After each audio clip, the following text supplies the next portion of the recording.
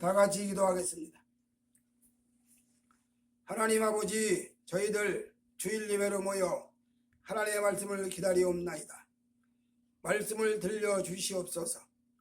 말씀을 듣고 힘을 얻어 세상과 자신과 죄악과 악마와 싸워 승리하는 역사가 있게 하시옵소서. 예수님 귀하신 이름으로 기도 올리옵나이다. 아멘. 주일 예배로 모인 성도 여러분들에게 들려주시는 하나님의 말씀은 에베소서 6장의 말씀입니다. 특별히 그 중에서도 7절의 말씀에 근거해서 기쁜 마음, 그런 제목으로 말씀을 나누도록 하겠습니다. 인생길에 기쁜 마음을 갖는 것 굉장히 축복입니다. 그 기쁜 마음이 어디서 오는가? 출처는 여러 군데겠죠. 경제적으로 안정됐다든지, 즉 돈을 많이 벌었다든지, 학위를 얻었다든지, 명예를 얻었다든지, 권력을 얻었다든지, 아니면 결혼을 잘했다든지, 좋은 직장을 취직을 했다든지, 이런 모든 문제들이 다 기쁜 마음의 근거가 될 수 있겠습니다. 그러나 이런 것들은 세상에서 흘러가는 사회적인 차원에서의 기쁨이고, 성경이 말하는 기쁨은 어디서 오는가?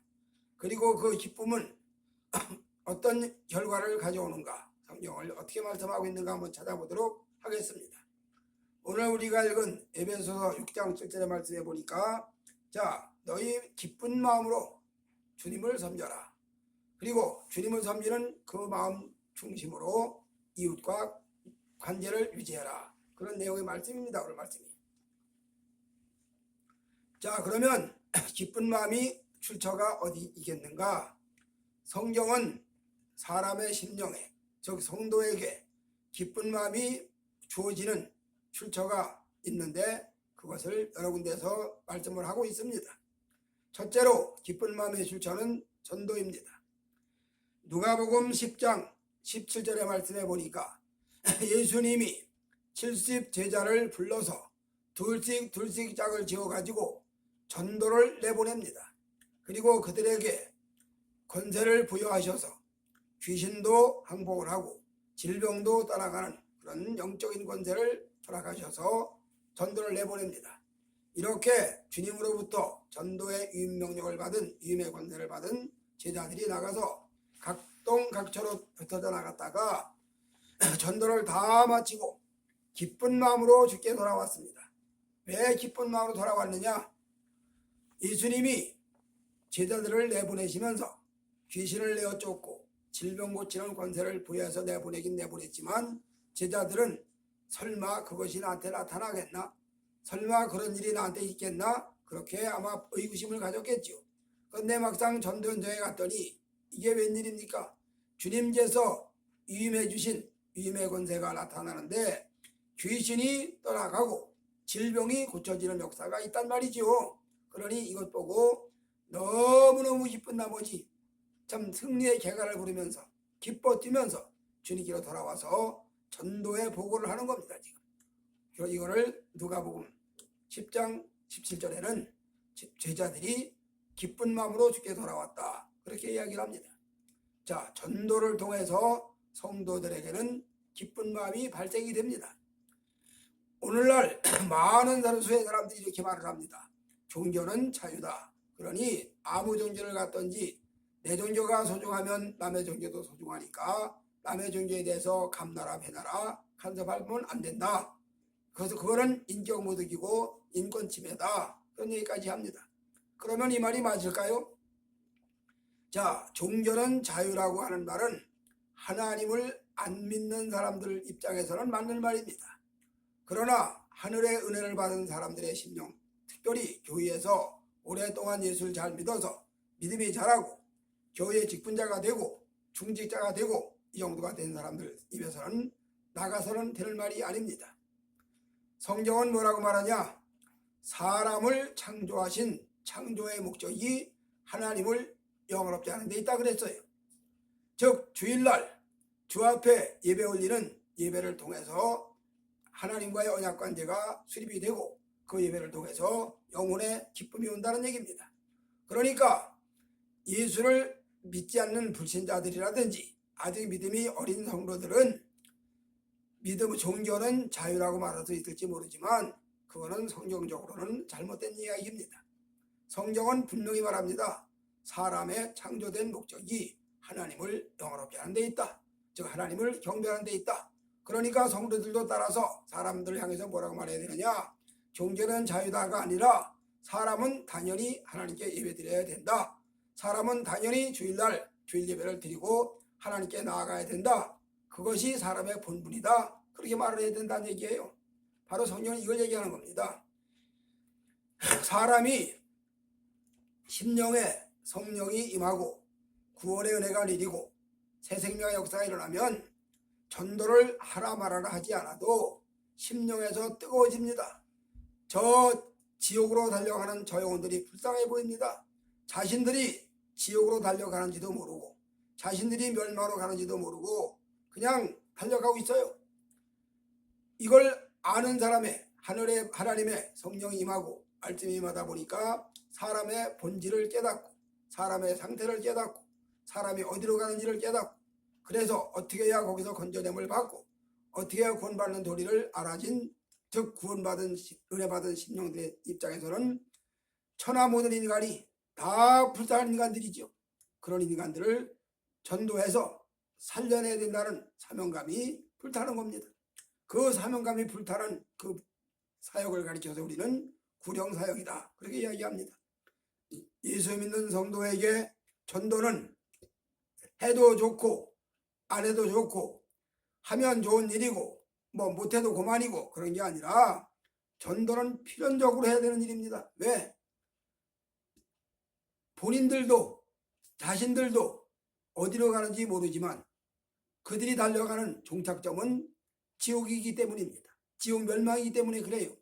그 지옥 멸망에서 건짐받는 유일한 길이 있는데 그 길은 바로 예수가 나의 구주라는 사실을 고백하는 일입니다. 예수가 인간 모두의 인간의 구원주가 된다는 사실을 믿는 일입니다. 이걸 믿음으로 지옥에서 방향이 바꿔져 가지고 천국으로 방향 선회를 하는 겁니다.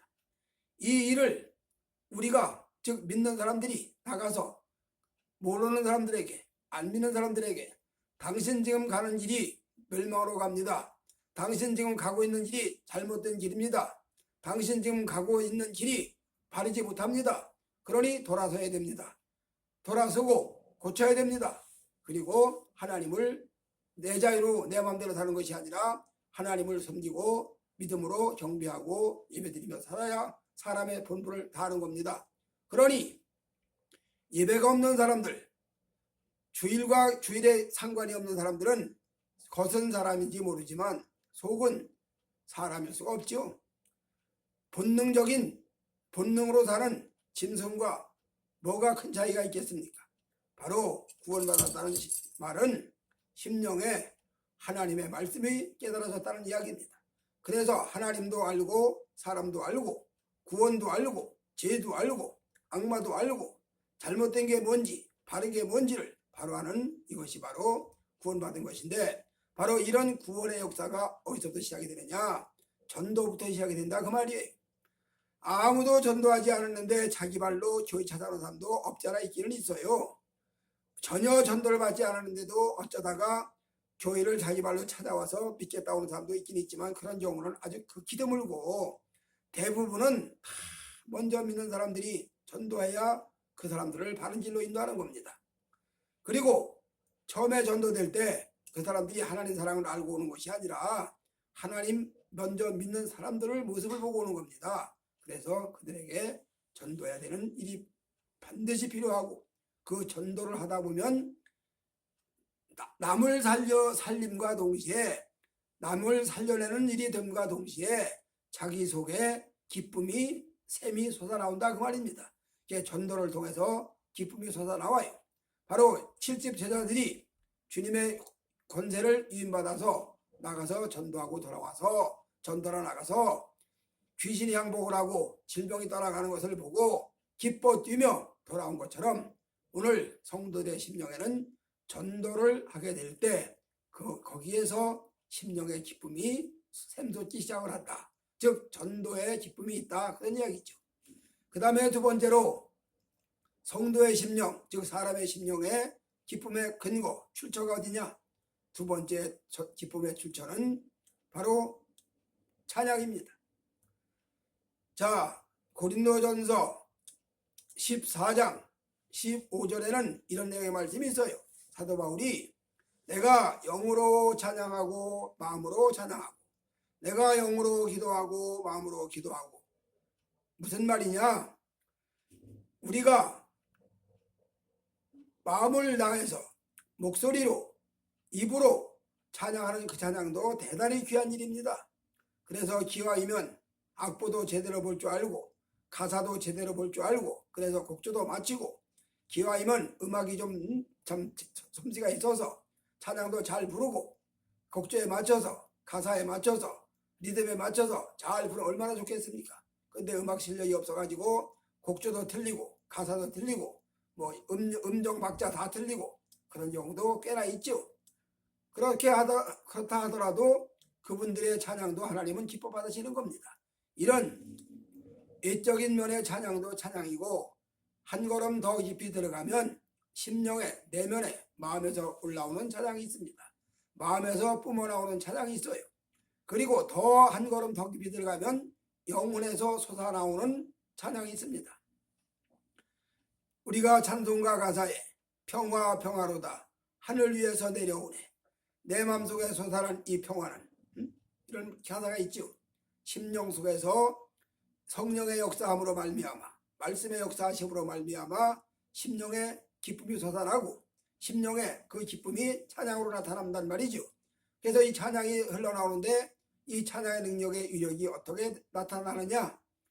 잘 아시는 대로 사도행전 16장에는 사도 바울이 빌립보 감옥에서 갇혀서 있을 때 작고에 채이고 옥에 갇혔습니다. 거기다 40의 하나를 감한 뇌를 맞았기 때문에 온 몸이 아프고 쑤시고 결리고 상처투성이고 도저히 육신의 현상으로는 찬양 부를 만한 입장이 못 됩니다. 그러나 그런 그 감옥 속에 있는 바울과 실라가 밤중에 하나님을 찬양합니다. 인간적인 차원에서는 아니 남들 다 자는 시간에 좀 잠 좀 자자 너네들 잠도 없니? 이럴 수도 얼마든지 있죠. 그런데 그 사람들은 바울과 실라는 옆에 사람들 의식을 물론 전혀 알 수는 없었겠지만 옆에 사람들보다 하나님 신절의식 하나님 앞에 의식이 더 중요하기 때문에 그 앞에 찬양을 올려드립니다. 이 찬양이 얼마나 절절한 찬양이고 이 찬양이 얼마나 긴박하고 절실한 찬양이었느냐? 하나님이 받으실 만한 찬양이었다는 얘기입니다.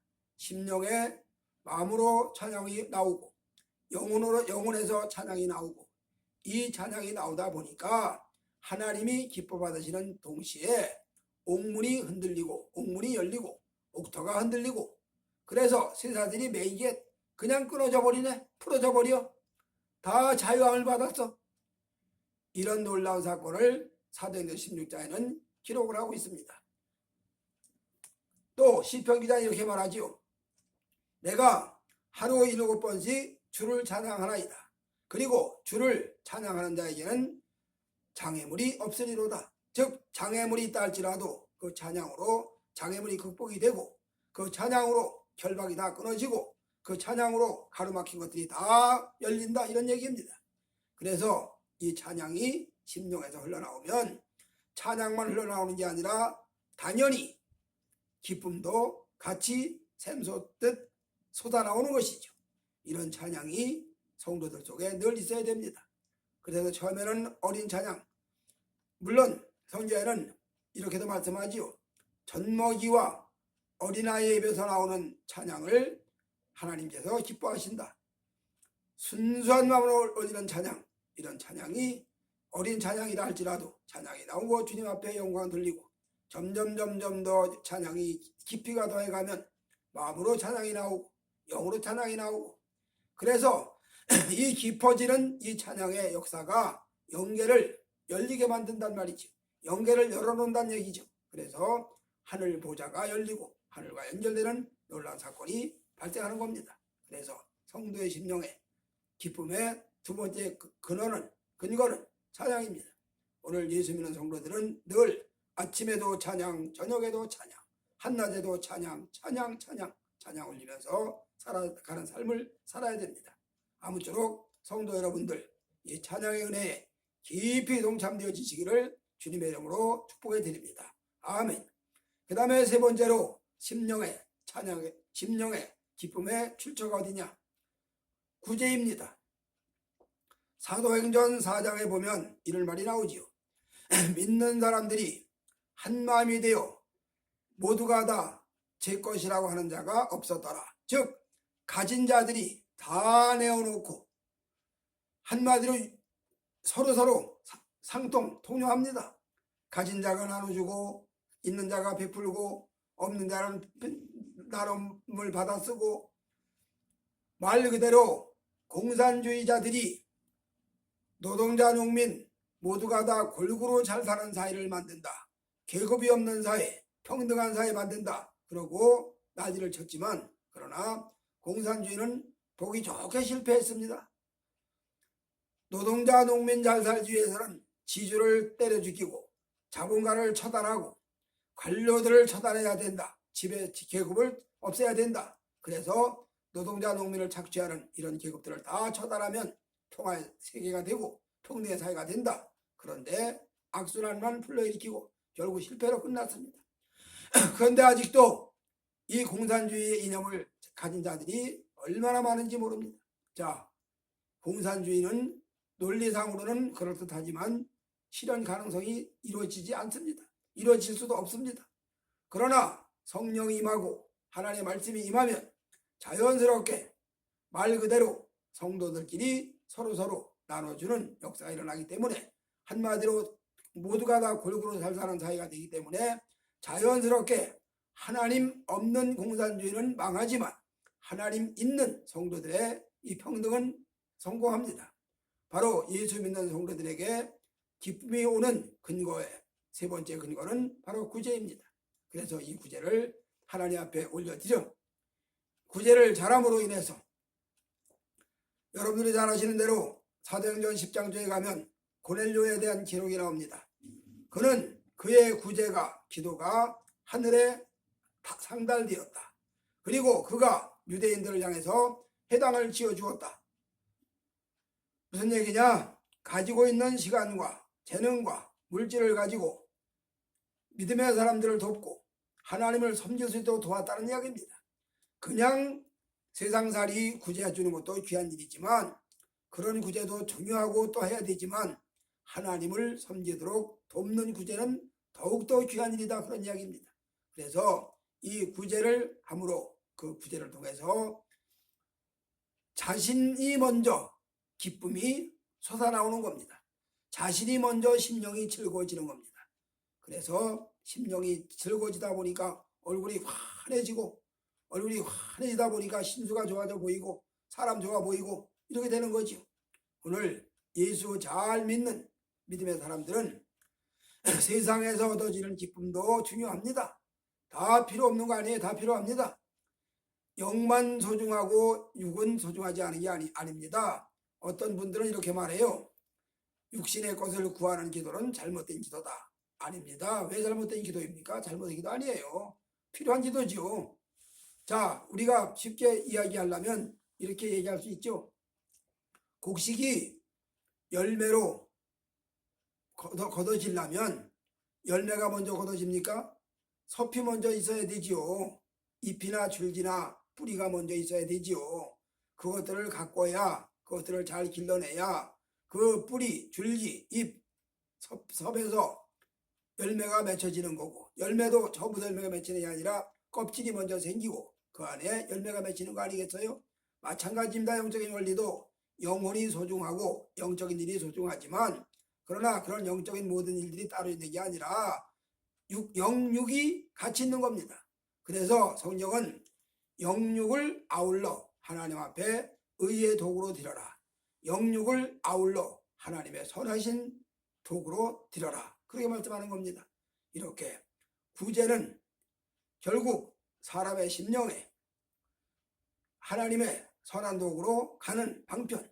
그래서 구제를 일반 사람들끼리 어려운 사람들이 돕는 그런 구제도 정말로 중요하고 다 귀하고 해야 되고, 그래서 세상 것 다 필요하고, 명예도 필요하고, 학문도 필요하고, 도덕도 필요하고, 착한 일도 필요하고, 권력도 필요하고, 다 필요하죠. 건강도 필요하고 다 필요하죠. 그러나 그런 것도 다 필요하지만 그거보다 더 귀중한 것은 하나님 나라를 세워가는 데 필요한 구제, 하나님 나라를 이루어가는 데 돕는 역할을 하는 구제, 이것이 아주 중요한 거지요. 이런 구제를 할 때에 하나님이 그것을 기억하신다, 그렇게 얘기를 합니다. 그래서 사도행전에 아까도 말씀드렸지만 고넬료의 기도와 구제가 하늘에 상달되어서 하나님이 기억을 하시는 바 되고, 그 고넬료에게 하나님 말씀이 들려지는 놀라운 사건이 임하는 겁니다. 그 고넬료의 집에 천사가 왕래하는 사건이 일어나는 거지요. 이런 놀라운 은총이 바로 구제 속에 포함되어 있습니다. 아무쪼록 우리는 이 땅 사는 동안에 우리 모두가 다 하나님께서 말씀하시는 성도의 삶, 빌립보 성경이 바로 성도들의 기쁨을 말하는 성경인데, 그 빌립보 성경을 통해서 예수 믿는 성도가 어떻게 기쁘게 사는가, 바로 이 예수 믿는 성도가 기쁨으로 사는 이유는 그 속에 믿음이 있기 때문이고, 그 믿음의 요소는 성령의 역사이고 말씀의 역사이고, 그런 말씀과 성령의 역사에 있는 그것도 더 한 걸음 더 들어가 보면 바로 전도의 열심이 있고, 찬양의 열심이 있고, 구제의 열심이 있고, 이렇게 하나님 앞에 삶을 살 때 본인도 기뻐지고 본인도 기쁨이 충만해지고, 옆에 사람들에게는 유익이 되고, 자손들에게는 자손 천대 만대 축복을 털을 닦아주는 그런 기초가 되는 거죠. 이런 놀라운 삶을 우리가 살아내야 됩니다. 그래서 오늘 내가 믿음으로 경건하게 살면 지금 당장은 눈에 안 띄지만, 지금 당장은 별로 효과가 없는 것 같이 보이지만, 그러나 내 자신이 하나님 앞에 믿음으로 경건하게 살면 그 자녀들이 반드시 그 부모의 경건한 믿음의 열매의 혜택을 누리게 됩니다. 그리고 그 자손들이 계속 믿음을 전승받아 이어져 가게 됩니다. 이거를 10점의 말씀대로라면 나를 사랑하는 자 자손 수천대까지 복을 내리겠다 말씀하시는 거고, 반대로 나를 거역하고 불순종하는 자에게는 자손 3, 4대까지 그 벌이 따라간다 말씀하시는 말씀과 일맥상통하는 이야기입니다. 아무쪼록 우리 모두가 다 이 땅 사는 동안에 기쁨을 가지고 살아야 되는데, 그 기쁨의 근거, 기쁨의 근원이 전도고, 기쁨의 근원이 찬양이고, 기쁨의 근원이 구제입니다. 아무쪼록 성도 여러분들 이 땅 사는 동안에 세상이 어떻게 흘러가든지, 세상이 뭐라고 하든지 간에 우리는 전도에 열심을 내고 찬양에 열심을 내고 구제에 열심을 내어서 하나님 앞에 인정받는 복된 믿음의 삶을 살아가시기를 주님의 이름으로 축복해 드립니다. 아멘. 하나님 아버지 감사드리옵나이다. 거룩한 주의 날 주 앞에 나와 예배드리는 저희들에게 하나님의 말씀이 들려지게 하시니 감사하고, 저희들 기쁜 마음으로 전도에 찬양에 구제에 힘을 쓰는 삶을 살 수 있도록 축복하여 주시옵소서. 예수님 귀하신 이름으로 기도 올리옵나이다. 아멘.